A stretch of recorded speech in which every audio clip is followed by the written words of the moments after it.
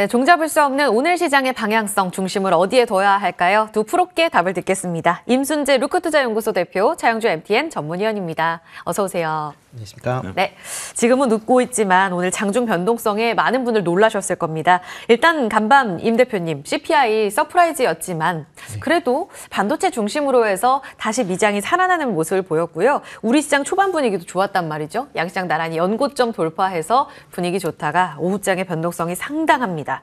이유는 어떻게 찾아야 될까요? 오늘 장중 왜 이렇게 어렵죠? 일단 뭐 CPI 관련돼서는 뭐 시장 예상치보다는 좀 올라왔기 때문에 뭐 서프라이즈라고 보기엔 좀 어려울 것 같고요. 다만 이제 향후에 금리, 그러니까 인플레이션이 좀 완화될 것이다라는 기대감이 좀 반영이 됐다라고 보시면 될 것 같고요. 특히 이제 미국 시장 같은 경우도 이제 인플레이션보다는 아마 AI 관련된 부분이 좀 더 시장에서 주목도가 높아졌다라고 보시면 될 것 같습니다. 특히 오라클이 실적이 상당히 이제 좋게 나오면서 일단 뭐 AI 관련된 그런 열풍이 다시 좀 불었다라고 보시면 될 것 같고요. 그 연유로 엔비디아가 큰 폭의 상승세를 좀 보였다라고 보시면 되겠습니다. 아마 국내 증시도 그런 그 기대감으로 인해서 좀 반도체 관련주들이 좀 올라갈 것이다라고 예상을 했었는데 뭐 어저께 조금 이제 선반영됐다라는 측면이 좀 있다라고 보여지고요. 그거보다는 이제 개별적인 이슈별로 지금 움직이고 있다라는 표현이 좀 더 맞지 않을까라는 생각을 좀 해보고 있습니다. 알겠습니다. 이제 계속해서 AI 열풍 움직임 속에 다음 주에 또 이벤트도 있고요. 당장 내일 있을 이벤트도 있어요. 차영주 위원님, 내일 우리 국내 옵션 4만여의 날 만기일이고요.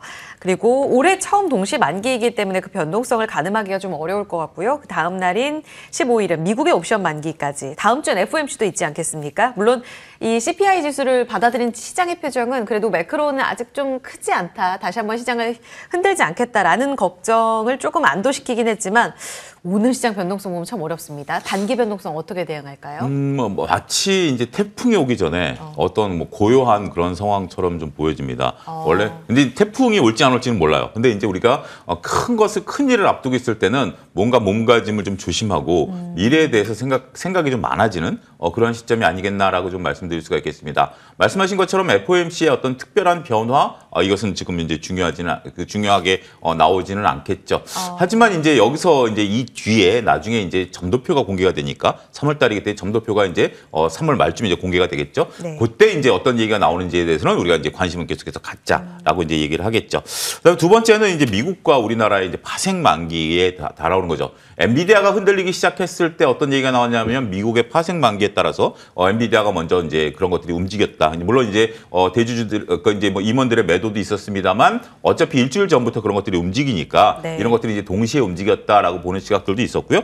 자, 이제 내일 우리 이제 또 4만여의 날이다라고 본다라면 여기에 따른 이제 포지션의 변화 이렇게 읽을 수가 있겠죠.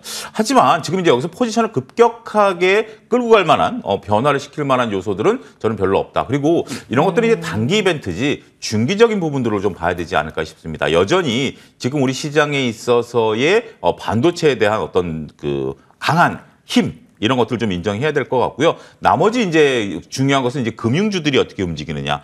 이런 부분들은 조금 우리가 이번 그 만기 이후에 변화가 좀 나타날 가능성도 있어요. 근데 가장 중요한 키는 외국인들의 매수 지속 여부가 좀 봐야 되지 않을까 싶습니다. 그래서 저는 오히려 내일 조금 뭐 이렇게 변동성이 좀 생기고 그렇다면 금요일쯤에 지금 현재 우리가 반도체 못 담으신 분들 입장에서라면 좀 담을 수 있는 기회가 되지 않을까 이렇게 좀 말씀드리도록 하겠습니다. 기회를 줄 수도 있는 장. 어찌 보면 너무 변동성에 두려워만 하지 말라 이런 말씀을 주신 건데 지금 금융주의 행보 중요하다는 말씀하셨습니다. 이 내용을 받아서 임순재 대표께 질문 드려볼게요. 밸류어 프로그램 이제 5월에 가이드라인 좀 앞당겨서 발표를 할 텐데요. 지금 역시 뉴스 세로는 아니었다라는 거를 강하게 보여주는 시장입니다. 오늘도 KB금융, 신고가, 증권주들도 계속해서 고점 랠리를 보여주고 있습니다. 한편으로는 AI 반도체 성장주, 밸류업 수혜주 이런 가치 종목들을 같이 끌고 가는 게 맞는지 이 강한 힘은 어떻게 해석하고 계세요? 일단 뭐 밸류업 관련돼서 수혜주라고 하면 이제 금융주 대표적으로 얘기를 하고 있는데요. 네. 금융주 같은 경우 오늘 같은 경우는 이런 밸류업이라는 부분도 물론 이제 관계를 하겠지만 그보다는 이제 홍콩 ELS에 관련된 이제 불확실성이 어느 정도 해소가 되면서 네. 좀 강한 모습을 보이는 거 아닌가 싶습니다. 뭐 전일 금감원에서 이제 홍콩 ELS 관련돼서 뭐 손실 배상 비율 가이드라인을 이제 발표를 했는데 발표했는데 네. 평균적으로 보면 한 2에서 한 60% 정도의 손절 가이드라인을 이제 발표한 그런 상황입니다. 그렇다라고 하게 되면 이 정도면 시장에서 예상했던 그런 정도의 수준이다라고 보시면 될 것 같고요. 뭐 이 정도 수준이면 뭐 은행 관련된 기업들의 뭐 영업 이익을 감안하면 충분히 커버할 수 있는 수준이다라고 보여집니다. 상대적으로 지금 뭐 그 관련된 이제 손실이 좀 클 걸로 예상되는 게 이제 KB국민은행인데요. KB국민은행 같은 경우도 지금 손실 예상 금액이 한 1조 원 정도 됩니다. 그러니까 작년에 한 4조 5천억 정도의 당기 순이익을 기록을 했기 때문에 이 정도는 뭐 충분히 커버할 수 있다라고 보여지고요. 뭐 신한은행 같은 경우도 3천억 정도의 지금 배상 예상액이 나오고 있는데 이거는 뭐 4조 5천억에 비하면 뭐 그렇게 크지 않은 정도다라고 보시면 될 것 같습니다. 일단 저 PBR주는 뭐 여전히 올해 내내 아마 관심을 가지셔야 되지 않을까 싶습니다. 뭐 정부의 가이드라인이라는 부분도 있고요. 네. 특히 이게 입법과 관련된 사항들이 많기 때문에 총선 이후에 이게 다시 논의될 가능성은 충분히 있다라고 보여지면 이게 일회성 이벤트가 아니라 올해 내내 그 관련된 이벤트들이 계속 꼬리를 물고 나올 가능성은 있다라고 보여지고요. 이와 더불어 이제 저 PBR주라고 무조건 다 간다라기보다 네. 영업 실적이 어느 정도 받쳐주는 기업들이 아마 갈 걸로 예상이 되고 있습니다. 지금 뭐 판단 기준이 여러 가지가 나오는데 그중에서 네. 대표적으로 지금 얘기가 나오는 게 ROE다라고 보시면 되는데요. ROE가 높은 저 PBR 관련주들은 여전히 관심 있게 좀 보셔야 되지 않을까라는 생각을 해보고 있습니다. 대표적으로는 자동차요, 계속? 네, 뭐 자동차, 그다음에 금융, 뭐 이런 쪽. 네. 좋습니다. 보시면 좋을 것 같습니다. 현대차 다시 한번 좀 힘을 내주고요. 또 2시 구간에 서현그룹, 화신 또 급등 움직임이 나오기도 했습니다. 이런 움직임들 계속 감안해 봤을 때 증권가에서도 조금 전 임 대표의 이야기처럼 이제는 저 PBR에서 고 ROE로 계속 실적이 담보되는 섹터로 추려가는 움직임 체크를 해보셔야겠습니다. 또 한편에서는요, 이슈가 있는 쪽으로는 계속해서 슈팅이 나오기도 합니다. 배우 이정재 관련주 어제부터 이틀째 강한 움직임을 나타내고 있는데요. 레몽레인, 와이더 플래닛, 위즈익 스튜디오 이 시너지의 관심이 시장 관심 굉장히 강하게 반영되고 있습니다. 상한가 오늘 장중 흔들림에도 크게 영향받지 않는 모습이었는데요. 영상 콘텐츠 최근에 엔터도 낙폭과대 순환매로 좀 올라왔잖아요. 이쪽의 흐름은 단일로 보세요? 아니면 좀 연속성 갖고 보세요? 일단 이거는 저는 좀 약간 색안경을 좀 껴야 된다라고 좀 말씀드리도록 하겠습니다. 일단 뭐 시너지 효과에 대한 부분들은 분명히 있긴 하겠죠. 예. 근데 제3자 배정을 이제 받아간 부분들과 포함해서 네. 이런 부분들을 보게 된다면 지금 당장 이렇게 강하게 슈팅이 나올 만한 그런 재료들이라기보다는 주가의 이 변동성이 좀 너무 조금 이상하리다라고 좀 보여지는 것도 사실입니다. 굉장히 조심스럽게 말씀을 좀 드리는데요.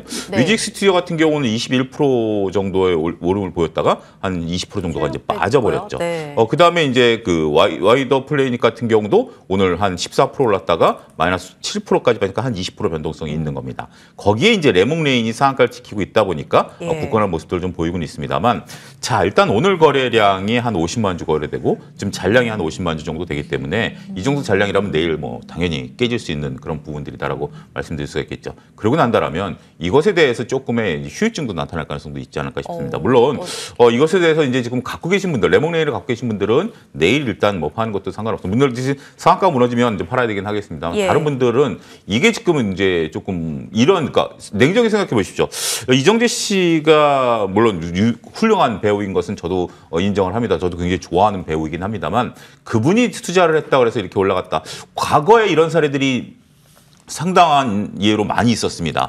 하지만 그 주가 변동성은 단기간에 끝나고 나면서 상당히 조금 안 좋은 상태로 흘러갈 가능성도 좀 없지 않아 배제했습니다. 그러니까 제가 무조건 이렇게 제가 비관적으로 말씀드리는 이유 중에 하나는 뚜렷하게 우리가 이것을 긍정적으로 볼 만한 요소, 주가가 이렇게 올라간 요소, 주가의 강도를 놓고 본다라면 한번 좀 고민해봐야 되는 것이 냉정한 시각이 아니겠나? 저도 조심스럽게 말씀드리도록 하겠습니다. 너무 환호할 만한 재료가 아니라는 점 신중하게 바라보자라는 의견으로 정리를 하겠습니다. 오늘 시장의 반도체가 변동성이 상당했습니다. 특징 섹터로 잡고 이 부분 조금 더 들어가서 살펴볼 텐데요. 임 대표님, HBM의 강자 SK하이닉스 이제 TP 20만 원 굳히게 들어가나요? 증권가에서도 한 차례 더 상향 조정 리포트가 나오고 있습니다. 얼마 전에 마이크론에서 HBM3E 가장 먼저 양산해서 H200에 우리가 납품할 거야. 이 때문에 흔들리는 거 아니야? 당일엔 크게 빠졌단 말이죠. 네. 그런데 계속해서 강세 움직임 보여주고 있습니다. 여전히 강자는 하이닉스로 모아지는 건지 오늘의 변동성은 어떻게 보세요? 네, 일단 뭔가 아직까지는 강자는 하이닉스다라고 보시는 게 맞지 않을까 싶습니다. 물론 이제 마이크론이 이제 HBM HBM3E에 대해서 이제 납품을 한다라고 하는 이제 발표를 하면서 네. 뭐 관련돼서 이제 관심을 받았긴 했는데 과연 이제 그 마이크론에서 그 HBM3E를 만들 때 수율이 얼만큼 될지에 대한 부분은 여전히 시장에서 의구심으로 남고 그렇죠. 있다라고 보시면 될 것 같고요. 이런 부분이 해소되지 않는다라고 하게 되면 마이크론이 뭐 HBM3E를 뭐 납품한다라고 해도 그렇게 큰 실익은 없을 가능성이 좀 있다라고 보여집니다. 뭐 HBM3와 관련돼서 뭐 삼성전자 같은 경우 아직까지 이제 엔비디아에 납품을 못 하고 있는 상황이기 때문에 지연이 되고 있는 상황이기 때문에 지금으로 보면 이제 SK 하이닉스의 강자라고 볼 수는 있지만 삼성전자 같은 경우 여전히 이제 저력이 있는 그런 이제 기업일 수밖에 없습니다. 일단 HBM3와 관련된 이제 기술력이 어느 정도 이제 확보가 되어 있는 그런 상황이고요. 세계 최초로 이제 8단에 12단에 36기가 HBM3E 램을 세계 최초로 공개를 한 그런 상황이고 그리고 이제 풍부한 자금력이 있습니다. 뭐 SK 하이닉스나 마이크론 같은 경우 작년에 하나로 9조 원 정도의 단기 순 적자를 기록을 했습니다. 예. 그에 비해서 삼성전자는 흑자를 기록을 하면서 여전히 자금력에 대한 부분은 다른 기업에 비해서 투자할 수 있는 여력이 더 크다라는 거 보면 언제든지 생산 캐파를 확대할 수 있고 언제든지 뒤집을 수 있는 그런 이제 상황이다라고 보시면 될 것 같고요. 그렇기 때문에 만약 삼성전자가 이런 투자가 이루어진다라고 하게 되면 아마 하반기 이후서부터는 뭐 SK 하이닉스와의 이제 1등 선두 경쟁이 아마 치러질 걸로 그렇게 예상이 되고 있고요.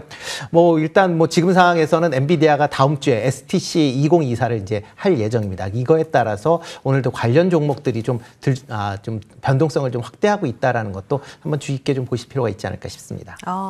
정말 매일매일 따라가기가 참 어렵습니다. 이 GTC 2024 다음 주 18일에 진행이 될 텐데 엔비디아가 이틀 만에 살아난 이 저력을 보면 다시금 $900를 회복하는 이 모습을 보면서 다시 한번 고점 돌파, $1000를 갈 것인가에 대한 관심 모아지고 있거든요. 근데 GTC 2024 여기에서 삼성전자가 CX에 관련한 주제 발표 있다고 해서 관련주 계속 좋았잖아요. 오늘은 물론 빠집니다. 엑시콘도 조정, 또 액침냉각, 뉴로모픽, 오늘은 자람 테크놀로지는 유지를 하지만 대체로 반락하는 모습인데요. 지속적인 순환매는 계속 열릴까요? 아니면 GTC 이후로 좀 셀온, 식어가는 움직임 대비를 해야 될까요? 요거를 좀 명확한, 그러니까 제가 이제 이 부분을 말씀드리기는 상당히 곤란합니다만 제가 투자자분들에게 나름대로 명확한 기준과 가이드를 제시해 드릴 수는 있겠습니다. 네. 엔비디아가 강한 것은 지금 현재 GTC 때문에 강한 걸까요? 아니면 미래반도체 때문에 강한 걸까요? 현재 수익 때문에 강한 걸까요? 저는 3번이 답이다라고 말씀드릴 수가 있겠습니다. 현재 강력한 엔비디아, 지금 엔비디아가 지금 나오는 게 올해 이제 그 인공지능과 관련된 우리가 이제 그 반도체 칩에 대해서 약 30억 기가바이트가 작년에 생산됐다라면 올해 한 100억 기가바이트가 이제 생산이 될 것이다. 그리고 제가 항상 말씀드렸다시피 내년 정도 되면 많은 기업들이 이 시장에 뛰어들어서 경쟁이 격화될 것이다. 하지만 지금 당장 우리가 그 많은 기업들이 서둘러서 투자를 하고 있는 상황이기 때문에 물을 가릴 건 없죠. 그렇다면 GPU와 관련해서 엔비디아와 하이닉스의 독주는 당분간 지속될 수밖에 없다. 물론 유로모픽이라든지 CXL이라든지 액침냉각 같은 경우는 당연히 이제 우리 앞으로 다가올 미래이긴 합니다. 하지만 이 미래라는 것은 아직까지는 지금 기대감이다라는 거죠. 이걸 구분하실 필요가 있다라고 해요. 봐야 될 것 같아요. 유로모픽 같은 경우 지금 현재 여러분들이 오해로 그러니까 유로모픽이나 CXL 같은 경우 CXL과 좀 다르죠. 유로모픽에 대해서는 좀 오해가 있는 게 네. 우리가 인공지능 그러면 마치 모든 것이 자율적으로 움직인다라고 생각하지만 우리가 왜 NPU라는 기존의 칩을 GPU와 HBM처럼 쓰지 않을까요? NPU 같은 경우도 이미 인공지능과 관련된 것들이 있습니다만 우리가 인공지능이다라고 불리는 것에 대한 오해가 좀 있을 것 같아요. 오해가 있을 것 같아요. 그러니까 오해가 좀 봐야 되는 게 차영주가 뚱뚱하냐라고 한다면 몰라요. 근데 차영주가 지금 현재 몸무게가 과거에 그 3자리였는데 지금은 2자리다. 그러면 살이 빠진 거냐? 그러면 살이 빠졌다라고 얘기를 하는 거예요. 이런 식으로 데이터 기반으로 해서 알고리즘이지 차영주가 이렇게 몸집이 있다 살이 쪘다 이것은 그건 감정적인 부분들이잖아요.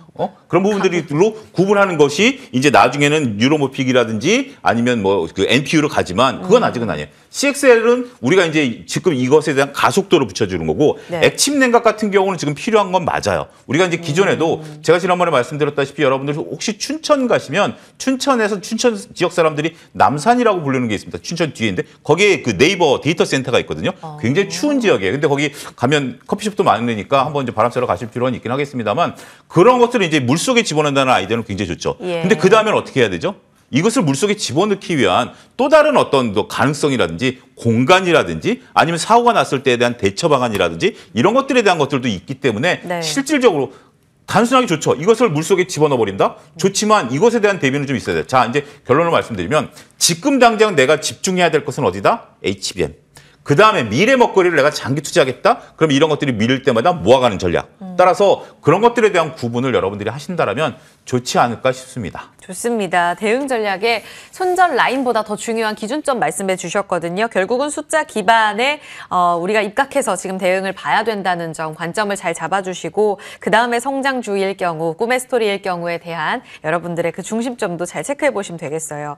그런 가운데 또 하나의 또 꿈의 이야기를 하나 더 질문을 드리고 마무리를 해야 될 것 같은데 오늘 뉴페로 등장한 유리 기판 관련주 상용화 시에는 많은 부분에 좀 게임 체인저 역할을 해줄 것 같다라는 이야기들이 나오면서 HB 테크놀로지, SKC 모두 강세였거든요. 이쪽 대응 전략은 임 대표님 어떻게 보세요? 이게 유리 기판이 새로 나왔다고 생각을 하시죠? 작년 9월에도 이거 테마로 한번 움직였습니다.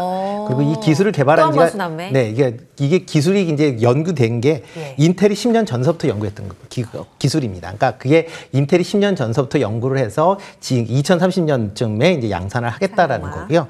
이뿐만 아니라 이거와 관련돼서 오늘 뭐 테마로 움직이고 있는데 지금 이거 만약 이걸 테마로만 본다라고 하게 되면 삼성전기나 아니면 SKC가 가장 크게 움직여야 되는데 실질적으로 그 두 종목들은 오늘 위에 긴 꼬리를 달고 지금 좀 어떻게 보면 이제 상승폭을 많이 줄였습니다. 이유는 2026년도에 지금 삼성전기가 이 유리 기판에 대한 양산화를 얘기를 하고 있고요. 네.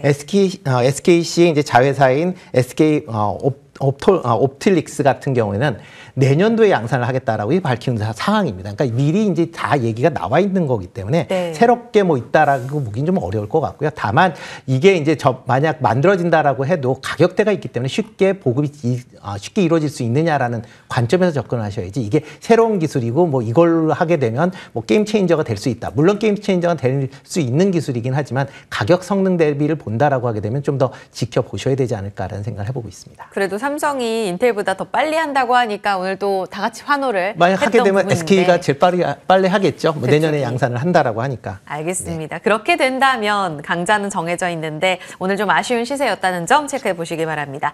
두 분과 함께 했습니다. 차용주 전문위원 임순재 대표였습니다. 감사합니다.